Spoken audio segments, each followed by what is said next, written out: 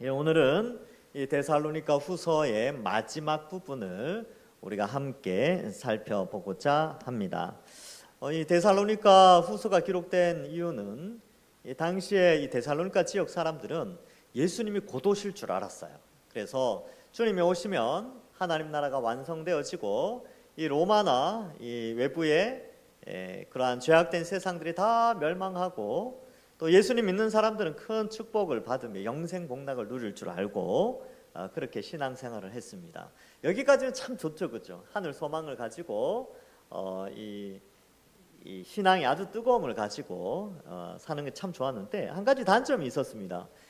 주님이 곧 오신다는 생각 때문에 현실에 있는 자기에게 일상의 삶이 무너졌던 것이죠. 그래서 가정의 일이나 또 일터나 이러한 부분에 있어서 이들이 모든 것을 내려놓아 버리고 오직 그 주님의 다시 오심에 매달려 있었기 때문에 일상의 사명이 무너진 상태가 되어버렸습니다. 그래서 이러한 잘못된 종말론적 관점 때문에 이 사도 바울이 데살로니가 후서를 쓰면서 올바르게 잘못된 신앙에 대해서 교정을 해주게 됩니다. 오늘 읽은 말씀도 그러한 배경 가운데서 좀 이해할 수가 있게 됩니다. 앞의 내용들은 뭐였죠? 바로 이 종말이 가까웠다고 하지만 실제적으로 불법의 사람 또 멸망의 아들 이 왕성한 활동을 계속하게 되는데 이미 활동하고 있다. 그런 것들을 알려주면서 대신에 그 어떤 이 뭐 멸망의 아들이나 뭐 불법의 사람이 등장하여 활동을 한다 하더라도 그리스도인들은 진리를 믿고 구원을 받았다는 사실을 깨달아야 된다라는 것이죠. 그래서 진리의 사랑을 받지 않는 자들은 심판을 받고 진리를 믿고 구원받은 자들은 하나님의 축복을 받는다라는 것을 이 장에서 기록하며 진리의 말씀에 굳건하게 서서 교회가 가르침의 전통을 지키며 경고하기를 이 장에서 설명해 주고 있습니다. 그래서 이 흐름은 이런 거예요. 잘못된 교리가 교회 안에 들어올 수 있어요. 그렇죠? 그런데 그 잘못된 것을 바로잡는 일은 결국 전통, 하나님의 말씀, 진리 이것을 지키고 바르게 알아갈 때에 그러한 것들을 걸러낼 수 있는 힘이 생긴다는 것이죠. 일종의 필터링 효과인데 결국은 이것이 옳은지 그른지 구분할 수 없을 때에 말씀을 바르게 전통적인 방법으로 해석을 하면 옳고 그름을 분별할 수가 있습니다. 오늘날도 마찬가지죠. 이런 종말론뿐만 아니라 많은 이단들. 근데 어떤 것도 이단인 것 같기도 하면서도 이단이 아닌 것 같은데 또 이단 같기도 한 애매한 것들이 있지요. 근데 사실 그러한 것들은 명확하게 구분이 가능합니다. 2000년 동안 우리 믿음의 선배들이 그러한 지식들을 축적해 놓았기 때문에 거기에 비추어 적용을 하면 구분할 수 있는 것들이 많이 있는 것이죠. 물론 해결되지 않은 부분들도 꽤 어떤 부분은 있습니다. 그런 것들은 우리가 굳이 이제 반드시 어떻게 사사롭게 해석할 필요는 없지만 그러나 명확하게 명시적으로 기록된 진리 체계와 성경 말씀과 우리 믿음의 선배들이 또 성령이 믿음의 선배들을 통하여 성경을 해석해 놓은 것들을 바탕으로 해서 교회가 진리를 바로 세워나갈 수 있게 되는 것이죠. 그래서 말씀의 영광이 온전히 드러나도록 하고 이제 지난주에 그걸 살폈죠. 말씀의 영광이 드러나야 된다. 그래서 전도하고 말씀을 부지런히 읽고 배우고 바른 전통을 알아가서 신앙을 견고하게 해야 한다. 부지런함과 성실함과 덕을 끼치는 것으로 세상 사람들에게 좋은 영향력을 나타내는 것이 바로 말세를 살아가는 종말의 때를 살아가는 우리의 모습이다라는 것을 지난 시간까지 살펴보았습니다. 이제 결론을 내리면서 10절에 보면요. 우리가 너희와 함께 있을 때에도 너희에게 명하기를 누구든지 일하기 싫어하거든 먹지도 말라 하라 하였더니 이렇게 기록되어져 있습니다. 여러분 여기에 보면 왜 이 표현이 나냐면 아까 말씀드렸다시피 잘못된 종말론 때문에 그런 거예요. 오늘날에도 있어요. 이 이단들의 종말론 이단이 잘못 이제 빠져들면 학생들은 학교를 막 자퇴를 해요. 그리고 다니던 직장 그만두고요. 막 그 단체에 들어가서 막 우주하고 막 아주 열심히 있게 그렇게 활동을 합니다. 그런데 그러한 모습들이 이 성경에서는 옳지 않다는 거죠. 그래서 뭐냐 하면 일상의 사명을 포기하는 자들은 먹지도 말라 뭐 그런 것과 같은 것입니다. 그러니까 옛날에도 잘못된 종말론 때문에 삶의 현장을 포기하고 이상한 집단에 들어가서 활동하는 이런 것들에 대해서 이 하나님은 바울을 통하여 그들을 어떻게 묘사하느냐 하면 게으른 자다라고 표현을 합니다. 근데 그들 보면요, 실제로 보면 굉장히 부지런해요. 새벽같이 일어나가지고 하루 종일 그 집단에 들어가서 뭐 일도 하고 뭐도 하면서 막 거기 있는데, 성경은 그들이 일상의 사명을 포기하고 가정도 포기하고 직장도 포기하고 학업도 포기하면서 들어가 있는 그들의 모습을 게으른 자다라고 표현하고 있습니다. 맡겨진 일을 하지 않기 때문에 그렇습니다. 여러분, 그래서 이 데살로니가 교회 사람들은 그랬던 것 같아요. 이렇게 나가서 일도 하고 막 그래서 또 먹을 것도 해야 되는데 아예 그냥 교회 와서 산다든지 일은 안 하고 막, 그죠? 뭐 이렇게 그렇게 살아가는 아주 이렇게 게으른 어떤 그런 모습이 있었던 것 같습니다. 그래서 여러분이 일하지 않고 어떠한 자신의 에너지가 있고 힘이 있고 일할 수 있는 환경과 여건이 주어져 있는데 잘못된 신학이 들어가서 잘못된 성경에 대한 잘못된 오류가 들어가서 일상을 포기하는 것은 옳지 않다. 그래서 창세기 3장 17절의 원리와도 맞지 않습니다. 거기에 보면 아담에게 이르시되 네가 네 아내의 말을 듣고 내가 내게 먹지 말라 한 나무의 열매를 먹었은즉 땅은 너로 말미암아 저주를 받고 너는 네 평생에 수고하여야 그 소산을 먹으리라, 이렇게 돼 있죠. 그래서 이 수고하는 것이 우리 인류에게 어떻게 보면 이 저주로 주어졌지만, 그러나 그러한 수고함으로 말미암아 생을 살아가도록 하나님이 질서를 부여해 놓은 것이죠. 그래서 사람은 누구나 일을 해서 먹고 살 수 있도록 한 것이지, 일을 할 수 있는데도 게을러서 의도적으로 혹은 잘못된 생각과 잘못된 사상 때문에 일을 하지 않고 있는 것은 하나님이 보실 때는 옳지 않다라는 것입니다. 그래서 수고하고 땅의 소산을 먹는 것이 하나님의 정하신 뜻임을 나타내고, 신앙을 핑계로 자기에게 주어진 일들을 하지 않는 것은 다 게으름으로 묘사하고 있습니다. 그래서 학생들도 마찬가지죠. 공부하지 않으면서 신앙을 핑계로 게으름을 피우는 것, 뭐 학교를 가지 않고 막 그런 거 있잖아요. 학교는 안 가고 교회에서 막 살아요. 그리고 막 교회에서 막 찬양도 하고 기도도 하는데 학교를 안 가. 이거는 이제 일상의 사명을 포기하는 것이죠. 이러한 것들은 다 게으름에 속하게 됩니다. 또 어떤 뭐 이런 그 학생들도 있어요. 열심히 교회 생활은 열심히 하는데 공부를 안 해. 공부를 하나도 안 하면서 시험 기간 되면 이제 공부 좋은 성적 나오게 해달라고 기도한다든지, 이런 것도 다 이런 잘못된 그런 가운데 있습니다. 그래서 자기에게 주어진 일에 대해서는 최선을 다하면 돼요. 그리고 주부들이나 뭐 남편들 요즘은 뭐 다 공동 육아를 하고 공동 가사 일을 하니까 집에 있는 일들도요 같이 해야 됩니다. 같이 하고 자기에게 주어진 일은 자기가 하면 돼요. 그래서 이 교회 생활, 신앙생활을 한다고 집에 일을 포기하고, 뭐 예를 들면 아이들 뭐 밥도 안 챙겨주기도 하고, 뭐 그죠.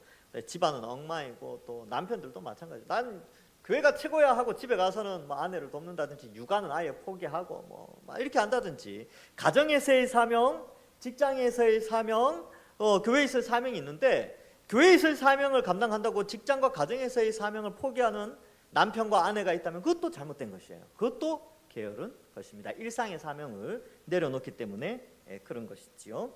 그래서 이 신앙이라는 것을, 믿음이라는 것을 내세우면서 일상생활에 주어진 자신의 사명을 포기하는 것은 다 게으름에 해당되는 것입니다. 그래서 이런 것들을 잘 해야 되죠. 그러니까 교회에서 부지런한 사람은요, 집에서도 부지런하고 사회에서도 부지런해요. 이런 원리로 설명을 하고 있죠. 그래서 주님이 언제 오시든지 자기에게 주어진 교회에서의 사명, 가정에서의 사명, 직장에서의 사명, 또 학생 같으면 학교에서의 사명, 뭐 그런 사명들을 잘 감당해야 된다라는 것을 말해주고 있습니다. 그리고 이제 잘못되면 이런 생각도 있어요. 이 주님이 곧 오시는데 주님 오심을 준비하지 않고 저렇게 나가서 열심히 일하고 말이야, 어서 와서 직장 포기하고 일상생활 포기하고 빨리 교회로 와가지고 기도하고 주님 오실 날 준비해야지, 막 이렇게 말을 할 수 있잖아요. 그렇죠? 그렇게 막 말을 하면 열심히 일하는 사람들은요 괜히 막 잘못한 것 같고, 또 왜 괜히 신앙생활 잘 못하는 것 같고 막 그럴 수가 있겠죠. 그러한 부분에 있어서도 이 11절과 좀 연결되어 있어요. 우리가 들은즉 너희 가운데 게으르게 행하여도 도무지 일하지 아니하고 일을 만들기만 하는 자들이 있다 하니, 이런 표현이 있죠. 그래서 이 잘못된 신앙을 가지면서 오히려 일을 만들면서 교회를 어지럽히게 하는 그러한 모습들도 있었다는 것을 말해주고 있습니다. 그래서 이 하나님 나라에 대한 소망, 주님이 곧 오신다라는 소망이 있다 하더라도 일상에 주어진 사명을 성실하게 잘 수행해야 되고, 또 하늘의 소망을 가지고 이 땅을 성실하게 살아가지만 다른 사람을 함부로 비판한다든지 다른 사람의 연약함을 보듬어 주지 못하고 오히려 그들의 그 연약함을 막 이렇게 무시한다든지 이런 것도 이 게으른 행함의 한 모습이다, 이런 것을 볼 수 있습니다. 그래서 여러분, 게으른 것과 신앙의 열정을 잘 구분해야 되는데, 이 성경은 하나님의 뜻대로 교회의 사명, 일상의 사명을 감당하지 않는 자들을 게으른 자라고 생각을 해요. 근데 오해하는 사람들이 신앙에는 열심히 있고, 여기 나오는 사람들 신앙에는 열심히 있고 일상생활 내팽개쳤지만 자기들은 부지런하다고 생각하는 사람들이 있어요. 근데 다 균형을 이뤄야 됩니다. 교회에서도 열심히 교회의 사명을 감당하고요, 일터에서도 일터의 사명을 감당하고, 가정에서도 가정에서의 사명을 잘 감당해야 하는 것이지요. 그래야 앞에 나왔던 것처럼 세상 사람들이 그런 그리스도인들의 모습을 보고 덕스러운 영향력을 받아서 예수 믿어라 그러면 나도 저렇게 믿고 싶다, 뭐 이런 생각이 들 거 아닙니까? 근데 교회는 열심히 하는데 일상생활에서 막 게으르고 뭐 잘못하고 남한테 피해 끼치고 그러면 누가 예수님 믿으려고 하겠습니까? 그러니까 우리가 믿음에 대한 열심이 있는 사람은 일상생활 속에서도 올바른 그리스도인답게, 그리고 세상 사람들로 하여금 덕스러운 모습을 나타내야 하는 것입니다. 자, 그래서 이 11절 자세히 보시면 이렇게 돼 있죠. 우리가 들은즉, 들었다는 거죠. 너희 가운데 게으르게 행하여도 도무지 일하지 아니하고, 남에게 폐를 끼치는 거죠. 그리고 일을 만들기만 하는 자들이 있다. 근데 사도 바울이 본을 보였잖아요. 이 데살로니가 교회 가서 그들에게 폐를 끼치지 않으려고 자비량으로 텐트 메이커 사역을 하면서 열심히 일을 해서 자기 먹을 것을 이렇게 먹었잖아요. 그러한 것을 본을 보이면서 바로 주님 오심을 준비하는 자는 이렇게 열심히 사는 자라는 것을 본인이 먼저 보였어요. 근데 이 사람들은 이제 주님 오실 날이 멀지 않았으니까 이제 일 다 포기해야지, 이렇게 생각을 한 거죠. 돈 벌어서 뭐 하냐고, 이렇게 뭐 열심히 일하자, 뭐해, 내일 주님 오시면 끝나는데 뭐 나는 뭐 내일 일 안 할 거야, 이렇게 하는 잘못된 모습이 있었기 때문에 그로 말미암아 여러 가지 일들도 만들었다. 여기에 나오는 일은 좋은 일은 아니에요. 이게 뒤에 표현상 부정적인 일을 만들었죠. 그래서 12절에 이런 자들에게 우리가 명하고 주 예수 그리스도 안에서 권하기를 조용히 일하여 자기 양식을 먹으라 하노라. 이 표현은 뭐냐 하면 일상의 사명을 회복해야 한다는 것과 일상의 삶을 통하여 주님이 다시 오시는 그런 소망을 가지고 일상의 사명을 감당하는 것이 얼마나 중요한가를 이렇게 표현하고 있는 것입니다. 스피노자가 그런 말을 했다지요. 뭐 내일 지구가 멸망한다 하더라도 나는 오늘 뭐 사과나무를 심겠다, 뭐 그랬나요? 하여튼 뭐 그런 표현이 있대요. 그래서 뭐냐 하면 내일이 어떤 일이 일어난다 하더라도 자기에게 주어진 일상의 사명은 그만큼 축복이라는 거예요. 그 축복을 포기하거나 또 사명, 주어진 일들을 포기하거나 그렇게 하지 말라는 거죠. 당장 내일 주님이 오신다 하시더라도요, 여러분들 집에 가서 청소하시고 또 내일 아침에 일어나서 자식들 이렇게 학교 보내시고 뭐 그렇게 하셔야 돼요. 그렇게 하고 늘 하던 대로 말씀 보고 기도하고 그러다가 주님 오시면 알고 반갑게 맞이하시면 되죠. 그것이 바로 주님을 맞이하는 사람의 모습인 것입니다. 자, 그래서 교회에 열심히 있는 사람은요, 일상에서도 열심히 내고요, 가정에서도 열심을 내요. 남편과 아내에게도 열심을 내고요, 부모님께도 잘해요, 자식들한테도 잘합니다. 그리고 다른 이웃, 믿지 않는 불신자들에게도 아주 잘해요.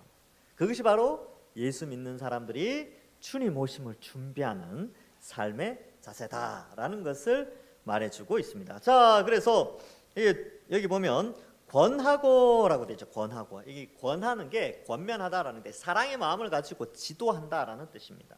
그래서 그러한 사람들을 잘 권면해서 조용히 일하여, 그래서 일하는 것도 묵묵히 자신을 드러내지 않고 일상의 사명을 잘 감당하는 것이죠. 여기 조용히라는 단어가 고요함, 평온, 평정 뭐 이런 뜻입니다.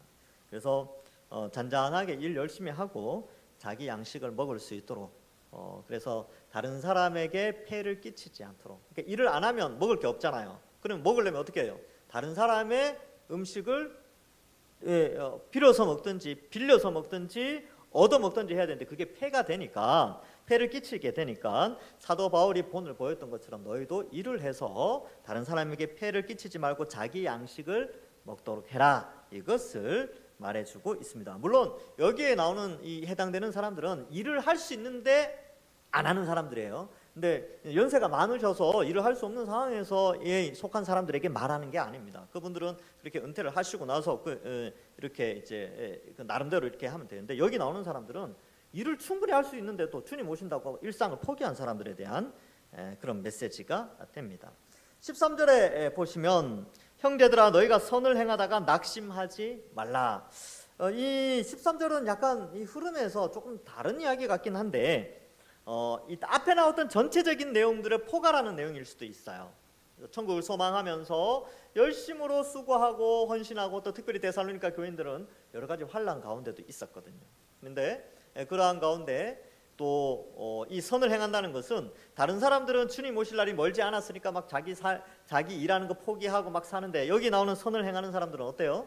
주님 오심도 기대하면서 일상생활의 사명도 열심히 감당하면서 이웃에게 선한 영향력을 미치려고 하는 그런 선을 행하는 그리스도인으로서 참 부지런히 살아가는 그런 사람들에게 낙심하지 말라고 합니다. 왜냐하면 자기들은 열심히 한다고 생각했는데 이상한 사람들이 와가지고 자기들이 더 열심히 있다, 뭐 너희들 이렇게 주님 오실 날이 멀지 않았는데 그렇게 일해봤자 소용없다, 이런 말 들으면 낙심이 되거든요.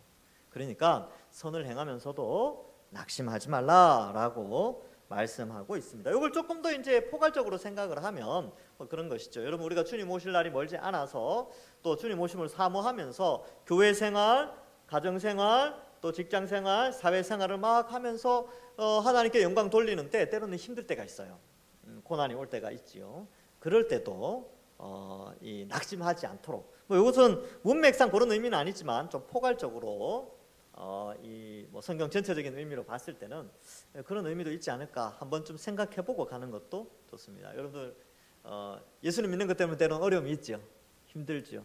그리고 교회 안에서 열심을 품고 가정에서 또 직장에서나 자녀들 케어하고 부모님 섬기고 하는 게 쉬운 일은 아니에요. 근데 그것이 하나님의 영광을 위한 선한 일이라면 낙심하지 말고, 주님 언제 다시 오실지 모르고 또 주님 언제 불러가실지 모르지만 그때까지 이런 선한 일을 하면서 낙심하지 않는 것이 중요하다. 그래서 봉사하고 전도하고 헌신하는 것들 낙심될 때 있죠. 근데 이 말씀 생각하면서 형제들아 너희는 선을 행하다가 낙심하지 말라. 하나님 다 아십니다. 다 그 선에 대한 그러한 보상을 다 해주십니다. 우리가 베드로전서에서도 살펴보았죠. 하나님께서 장부에 다 기록해 놓습니다. 이 선함에 대한 모든 것들을 다 기록하고 계시는 것이죠. 자, 14절과 15절에 보시면 누가 이 편지에 한 우리의 말에 순종하지 아니하거든. 이 편지는 결국은 이 성경이잖아요. 우리에게 적용해 보면 성경 말씀에 순종하지 아니하거든, 이런 표현과 같습니다. 진리의 말씀이 선포되어지고 올바르게 권면하고 지도하는 이 말씀을 이야기를 했는데 순종하지 않는다, 거부하거나 받아들여지지 않는다면, 문맥적으로 봤을 때 바로 앞에 너 열심히 좀 일해야 된다, 주님 오실 날이 있지만 일상의 사명을 잘 감당해야 된다라고 했는데도 그런 말을 잘 안 듣는다는 거죠. 순종하지 아니하거든. 그 사람을 지목하여 사귀지 말고. 와, 여러분 왕따 시키는 거 아닙니까? 그래서 그런 느낌이 드는데 이제 제가 설명을 해드릴게요. 지목하여 사귀지 말고 그로 하여금 부끄럽게 하라라고 되어 있는데, 이걸 뭐라고 하느냐 하면 좀 어려운 말로 권징이라고 표현합니다. 권징.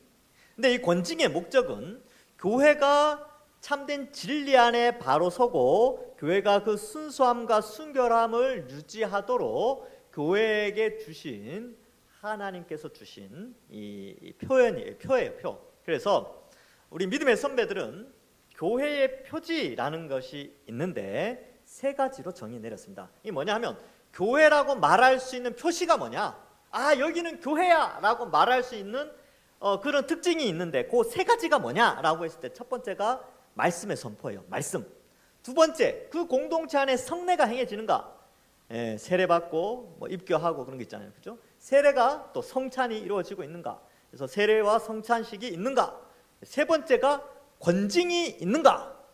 요게 이 세 개가 바로 교회의 표지입니다. 제가 와서 기독교 기초 교리 제가 예전에 했지 않습니까? 한 2, 3년 전에 했죠. 그 영상에 보면 있습니다. 거기에 교회론에 보면 교회의 표지가 있어요. 교회 표지 바로 이 세 가지가 나옵니다. 그래서 말씀의 정당한 선포, 그리고 합당한 성례의 행함, 그리고 세 번째가 공동체를 순수하게 만드는, 거룩하게 만드는 권징의 실현이 있어야 됩니다. 근데 오늘날 교회는 권징이 사라졌죠. 왜요? 권징하면 옆 교회로 가버리거든. 옛날 2000년 전이나 하여튼 수백 년 전에는 마을 안에 교회가 하나 있었어요. 그래서 마을에서 권징을 하면 이사를 가지 않는 한 그 교회에 계속 남아야 돼. 교회를 안 나오면 그 사회 속에서 살 수가 없어요. 마을 공동체에 다니기 때문에 권징의 효과라는 것이 굉장히 컸습니다. 그런데 이 대도시화, 18세기에 이제 프랑스, 영국, 이쪽 유럽 쪽에서 산업혁명이 일어났죠. 산업혁명이 일어나고 봉건 체제가 무너집니다. 봉건 체제가 뭐냐 하면 신분 사회가 많이 붕괴되기 시작해요. 그래서 많은 사람들이 부의 축적을 위해서 도시로 몰려들면서 메가시티라는 게 등장하게 됩니다. 그래서 수백만 명이, 이제 옛날에는 몇십만 명이었는데 이제는 막 몇백만 명, 이렇게 이제 메가시티가 되는 거죠. 그러면서 교회가 하나로는 부족한 거예요. 그래서 수십 개씩 생겼죠. 우리 주변에 교회가 몇 개 있습니까? 안 세워보셨죠? 많이 있습니다. 많이 있어요. 그래서 대봉산 꼭대기 올라가서 이렇게 봐도 교회 십자가가 많이 보여요. 옛날에는 빨간색이었는데 요즘은 파란색도 있고 그쵸, 그래요. 흰색도 있고 그렇습니다. 교회가 많죠. 그러니까 권징이 없어지는 거죠. 왜? 권징을 했다가는 다른 교회로 가버렸죠. 그 책임 누구한테 있습니까? 목사가 지는 거예요. 그러니까 목사님들이 권징을 잘 안 하려고 합니다. 안 하려고 해요. 그리고 권징을 하되 성도들이 그걸 받을 만 해야 됩니다. 그래서 이 권징이라는 것이 진리 체계를 바로 세우기 위해서 권징을 하게 되는 겁니다. 그래서 이단 사상이 들어온다든지 잘못된 교리를 가르친다든지 하나님의 말씀에 순종하지 않는다든지 이럴 때는 권징을 하는데 요즘은 권징 안 해도 돼요. 그래서 지도를 하잖아요. 다음 주 되면 안 보여. 안 보여. 가버려요. 다음 주 되면 없어요. 옆 교회로 가버리거든. 이게 이제 많은 교회들, 대도시 교회들의 특징입니다. 그래서 권징이 사라지는 시대. 이 대도시화되면서 이제 변화되어지는 현상이지요. 근데 7위가 있는 교회가 아직 있어요. 많이 있습니다. 그래서 이 7위권이 회복되는데 저의 이제 나이는 같은데 후배지만 이제 교회를 개척해서 한 10몇 년 된 교회가 있어요. 천안에. 그 교회에서도 이제 7위를 했어요. 근데 교회는 안 떠나요. 왜냐하면 왜 안 떠느냐면 이 교회에 있으면 구원의 만큼은 확실하다. 저 목사님의 말씀에는 저 말씀만 잘 들으면 구원에 있어서는 확실하다. 이런 확신이 생기니까 7위를 해도 권징을 해도 떠나지 않는 거죠. 물론 떠난 가정도 있답니다. 제가 전화해서 물어봤거든요. 예전에 한번 물어보니까 그렇게 권징을 하면 성도들 떠나가지 않느냐. 그러니까 떠나간 가정도 있는데 머물러 있는 가정도 있고 그러면서 교회는 더욱더 그 권위가 세워지고 그렇다는 거죠. 근데 이제 하는 말이 아마 대형 교회로 성장하기는 좀 쉽지 않을 것 같다. 이렇게 이야기를 합니다. 왜냐하면 교회가 또 대형화 되려면 그런 거 다 받아들이고 권징하고 그러면 안 되거든요. 근데 이제 그렇게 이제 이야기를 하더라고요. 어쨌든 그러한 여기에 이제 나오는 14절과 15절은 마태복음에도 예수님의 권징에 대한 이제 7위에 대한 그 원칙이 나오는데 여기에도 사도 바울이 교회 안에서 어떻게 진리를 거부하는 자들에 대해서 이 권징을 할 것인가 이 문제를 다루고 있습니다. 그래서 그 사람을 지목하여 사귀지 말고 그로 하여금 부끄럽게 하라. 왜 부끄럽게 하느냐 하면 말씀에 대한 불순종은 하나님의 통치의 거부기 때문에 하나님의 백성으로서 합당하지 않습니다. 그래서 그렇게 부끄럽게 함으로 말미암아 자신의 정체성에 대해서 생각해 보라고 하고 하나님의 말씀의 중요성, 이 말씀의 권위, 이것은 이제 하나님 나라의 법과 같은 건데 이걸 거부한다는 것은 하나님의 통치의 거부죠. 그러한 것들에 대해서 생각할 수 있는 시간을 주는 거죠. 그러면 쫓아내라는 뜻인가? 아니라니까요. 15절에 보니까 그러나 원수같이 생각하지 말고 형제같이 권면하라라고 돼 있어요. 이 형제같이 권면하라라는 것은 그 권면 안에 사랑이 있어야 돼요. 그를 아끼는 마음에서, 그가 진실로 하나님 앞에서 바르게 서나가고 믿음이 조금씩 자라가기를 원하고 올바른 믿음의 신앙 체계, 참된 진리 체계 아래에서 바르게 성장해 나가고자 하는 그런 사랑의 마음을 가지고 그를 권면하라는 것이죠. 그렇게 될 때 본인도 알아요. 나를 사랑해 주시니까 이렇게 지도하는구나. 그래서 이러한 부분이 오늘날 교회 안에 역시 있어야 되죠. 그래서 교회는 권징을 아주 지혜롭게 해야 합니다. 그래서 이 권징에 대한 문제는 이 성경 안에서 교회의 표지로서 또 우리 믿음의 선배들이 정해놓은 그런 규칙 가운데 교회를 순수하게 이끌어가려면 그렇게 해야 된다라는 것인데 오늘날은 참 쉽지 않아요. 정말 쉽지 않습니다. 그리고 대형 교회로 가기는 좀 쉽지 않을 것 같아요. 이렇게 해버리면. 그렇죠? 왜냐하면 이렇게 말씀대로 순종해야 됩니다. 그러면 이제 조금 기분이 상하면 가버리니까. 그리고 교회가 많잖아요. 여러분 20년 전 교회보다 지금 거의 2배가 많아요. 교회 숫자가. 그렇죠? 제가 신학대학원 들어갈 때 1만 교회 운동 이런 거 있어요. 우리 교단에서 1만 교회 운동. 지금 2만 교회 운동하고 있습니다. 지금 16,000개 정도 되거든요. 그러니까 우리 교단만 그런 게 아니라 타 교단도 그렇게 하겠죠. 그러면 교회가 엄청나게 많아졌어요. 그러니까 이동하는 것도 쉽고 교회가 잘못 권징했다가는 뭐 이동하니까 또 거기에 대한 문제도 발생하고 그렇게 되면서 점점 교회는 어떻게 되냐면 교회의 순수성이 사라져가는 시대에 안타깝게도 저와 여러분들이 살아가고 있는 것입니다. 안타깝죠. 참 안타깝습니다. 그런데 노력하면 됩니다. 말씀이 있지 않습니까? 말씀의 권위가 제대로 잘 세워지고 말씀의 권위가 그 교회 안에 잘 뿌리 박히고 말씀으로 말미암아 진리로 말미암아 교회가 든든히 서 나가면 권징을 하든 권면을 하든 그 성도들은 그 말씀에 단련되어졌기 때문에 권징도 들을 수 있는 귀가 생기고요. 마음도 넓어지고 하나님의 말씀에 순종하는 믿음도 있기 때문에 권징도 살아날 수 있는 것입니다. 그래서 이게 이제 아주 역학적인 문제가 있어요. 책들을 읽어보면 그렇게 하기 위해서는 이제 목회자가 제일 중요해요. 목회자가 이 말씀의 권위를 잘 세울 수 있도록 깊이 있게 말씀을 연구해야 됩니다. 그래서 말씀을 깊이 연구해서 가르치면서 성도들이 성령의 감동이 되어서 야, 말씀의 권위가 이런 거구나. 이걸 깨달을 때 말씀을 통한 권징이 살아난다는 거죠. 그렇게 되면 교회가 말씀 위에 든든히 서 나가는 그런 교회가 된다고 이제 많은 믿음의 선배들이 그렇게 기록하고 있습니다. 그래서 그걸 실천하는 것은 우리 몫이에요. 저와 여러분들의 몫입니다. 저는 말씀 부지런히 연구해야죠. 깊이 있게 연구해야죠. 그리고 여러분들은 옥토와 같은 마음밭으로 말씀을 잘 들으면 됩니다. 그러면 이 권징이든 사랑이든 권면이든 이런 것들이 우리를, 교인을, 교회를, 성도 개인을 세우는 일에 아주 훌륭하게 작용한다는 것이죠. 근데 여기 이제 15절에 나오죠. 원수와 같이 생각하지 말고 형제같이 권해야 된다. 그래서 가족들끼리는 얼마든지 실수하고 다툴 수 있죠. 형제간에 아니면 자매간에 다툰단 말이죠. 근데 한번 다퉜다고 집 나가거나 갈라서거나 호적에서 뭐 이렇게 이름 바꾼다든지 그렇게 하지 않잖아요. 며칠 지나면 또 화해하고 같이 밥 먹고 또 그죠? 막 그렇게 한단 말이죠. 그러한 하나의 가족 공동체로서 교회가 세워져야 된다. 그러나 사도 바울이 지금 강조하는 것은 말씀에 순종하지 않는 자들에 대해서 교회가 명확하게 지도해야 할 필요성이 있다.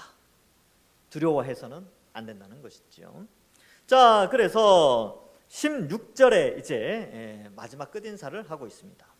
자, 지금 이제 이 앞에 나오는 권징이 왜 나냐면 앞에 나왔던 그 게으름 때문에 그래요. 게으름 사람이 일상의 사명을 포기하고 교회 와서 이제 그렇게 잘못된 그런 것들을 나타내고 다른 사람에게 폐를 끼치고 일만 만들고 하니까 그들을 바르게 지도하라고 그렇게 한 것이고 성경 전체적으로 이제 우리가 적용을 해볼 때는 성경 66권의 이 말씀에 어긋나는 어떤 성도들이 있으면요, 그걸 좀 지도하고 바로 잡아줄 수 있는 그런 체계가 필요합니다. 이 부분은 마태복음에 나와요.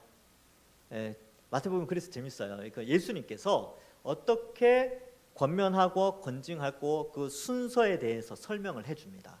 그대로 하면 돼요. 나중에 또 설명을 해드리고요. 자, 16절에 보시면 이제 끝인사죠. 평강의 주께서 친히 때마다 일마다 너희에게 평강을 주시고, 평강, 편안, 샬롬 이런 거죠. 그래서 평강의 주께서 친히 때마다 일마다 너희에게 평강을 주신다. 평강이라는 것을 오늘날 용어로 바꾸면 행복이에요.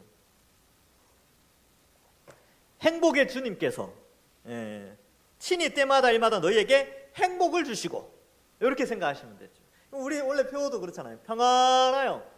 이 평안을 누가 주시느냐 하면 주님께서 주십니다.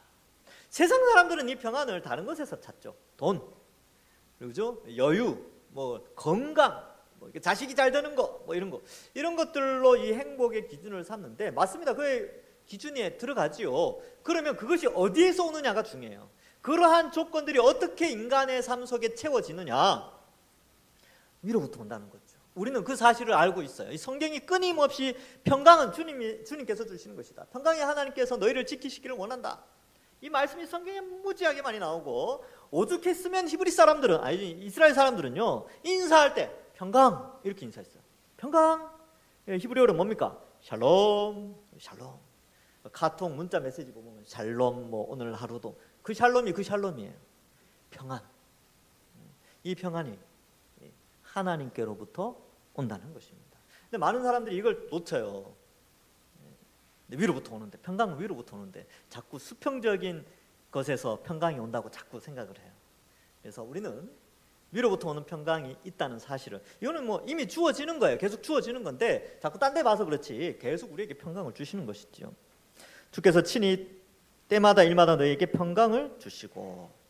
그래서 제가 이제 신앙이 좀 자라니까, 지금도 자라가는 가운데 있지만, 예전에 비해서 스트레스를 조금 덜 받게 돼요.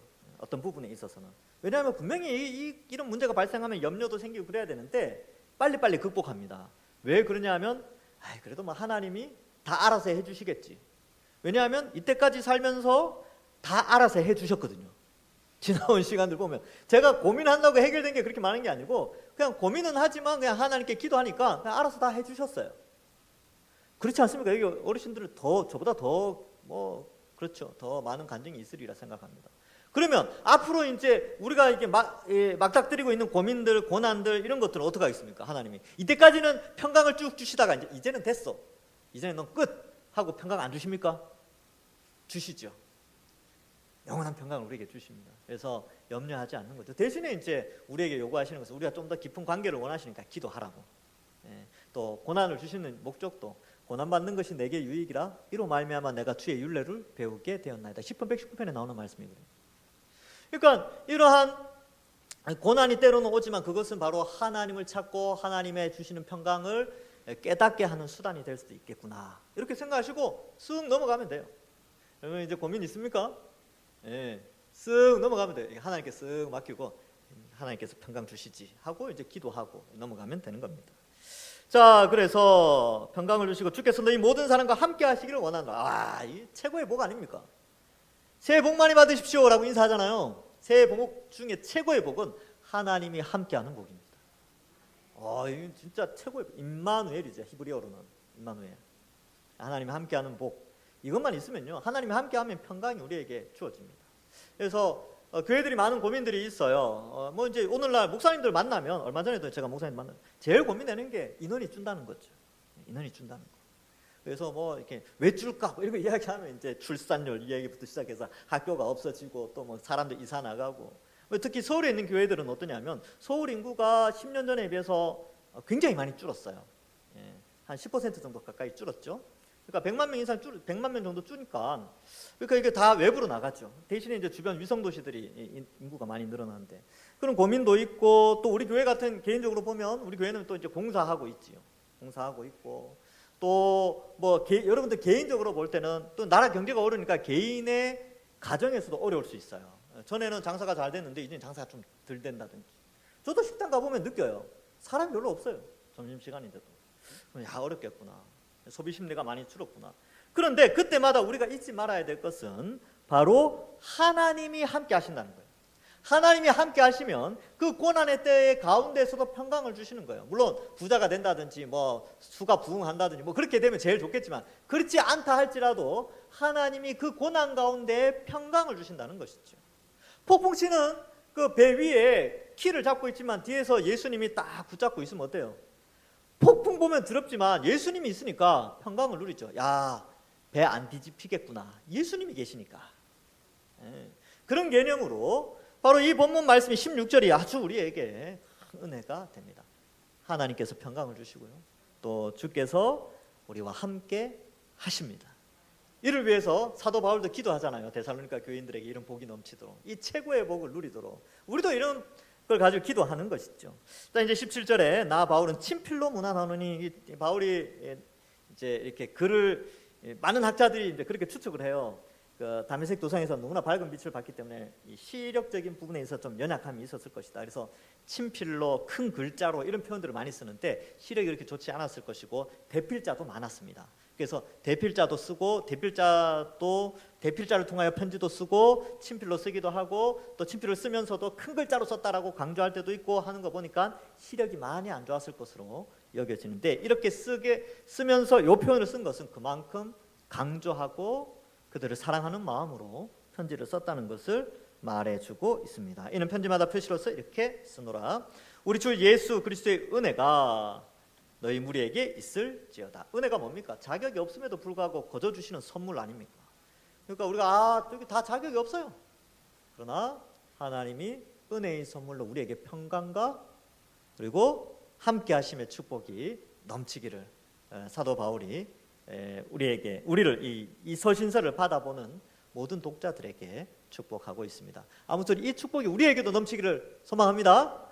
말씀을 맺습니다. 데살로니가 후서는 이러한 이 종말론적 배경 가운데에서 기록되었습니다. 그래서 사람들이 자칫 잘못된 사상 때문에 일상의 사명을 던져버리고 잘못된 신앙으로 믿음에 어떻게 보면 좀 약간 뭐라 그럴까요? 광신적이라고 할까요? 아니면 일상의 사명을 소홀히 여기는 그러한 속에서 바르게 성경적으로 지도해 주고 있습니다. 그러나 환난과 근심과 걱정이 또 올 때도 있지만, 그럴 때마다 하나님께서 평강과 또 은혜를 주신다는 사실을 알고, 또 어느 교회나 어느 개인이나 어느 가정이나 어느 나라나 힘들고 어려울 때가 있지요. 그러나 그때 그리스도인들은, 또 성도들은 깨어서 하나님을 의지하고 하나님 주실 평강과 은혜를 기대하면 하나님께서 우리 생각을 뛰어넘는 길로, 완전한 새로운 길로, 온전한 길로 인도하신다는 사실을 믿고, 여러분들도 이 어려운 때에 용기 잃지 마시고 낙심하지 마시고 평강과 기쁨을 주시는 하나님 앞에 이 평강과 기쁨의 은혜를 받아 누리시는 우리 모든 주의 백성들 되기를 주님의 이름으로 간절히 축원합니다. 기도하겠습니다. 하나님 아버지, 은혜를 감사합니다. 어려움의 때를 지나가는 이때에 우리 성도들 한 사람 한 사람을 지켜주시고 이들의 기도의 제목들에 귀를 기울여 주셔서 하나님이 평강 주시고 은혜 주시고, 또 하나님이 함께 하시는 임마누엘의 축복이 이들 가운데 흘러넘치게 하여 주옵소서. 성경을 바르게 잘 이해하여서 진리를 바로 세우고, 또 교회의 표지인 말씀과 성례와 권징이 우리 동산교회 안에 잘 세워져서 말씀에 순종하는, 또 말씀에 따라 더욱더 든든히 서나가고 그로 말미암아 평강을 누리는 우리 동산교회 될 수 있도록 축복하여 주옵소서. 산적한 여러 가지 문제들도 주님께서 다 들으시고 각 개인의 그 기도의 제목들도 주께서 다 들어 응답하여 주셔서 은혜가 넘치는 삶을 우리가 누릴 수 있도록 축복하여 주옵소서. 감사드리오며 예수님의 이름으로 기도하옵나이다. 아멘.